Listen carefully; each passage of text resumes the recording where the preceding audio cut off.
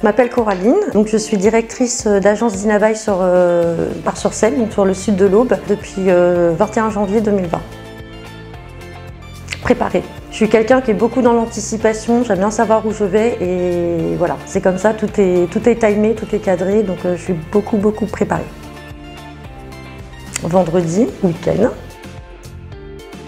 Café, enfin je dirais même cappuccino. Sur terre. Mon côté justement très préparé, très dans l'anticipation fait que je reste très terre à terre.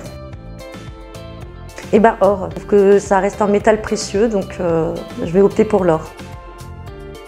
Je dirais foire de Champagne parce que ça évoque une partie de ma jeunesse où j'ai assisté à certains concerts qui ont pu avoir lieu et puis les échanges avec les personnes sur les stands que je connaissais plus ou moins ou que j'ai appris à connaître. Donc je vais opter sur foire de Champagne. Ah, j'aurais dit Champagne si vous m'aviez dit Prunelle ou Champagne. Je vais plutôt pencher sur le foot parce que c'est vrai que quand il y a des événements mondiaux comme la Coupe du Monde, même si je ne supporte pas une équipe en particulier, on va être derrière la France, donc forcément on va avoir un attrait à regarder le foot. Les deux.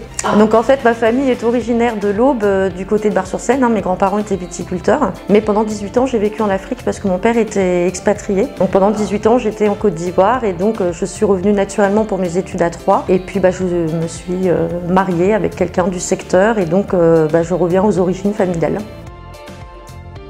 Cristal, la pureté. Petit bateau, ma maman elle m'habillait avec quand j'étais petite. Je dirais le village natif de ma maman, Noël-les-Malais, puisqu'aujourd'hui j'ai récupéré une partie de ses vignes. De me retrouver dans la nature seule, c'est vraiment de l'apaisement et c'est cet endroit-là, oui.